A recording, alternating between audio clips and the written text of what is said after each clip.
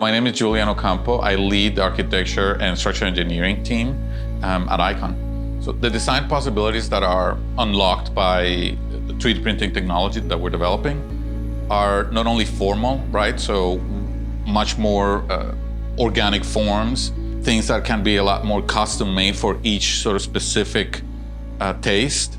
At Icon, we're developing intelligent machines that are building humanity's future. And in the architecture team, our job is to bring the future forward and to design things that have never been designed before. So right now at Icon, we are expanding our team.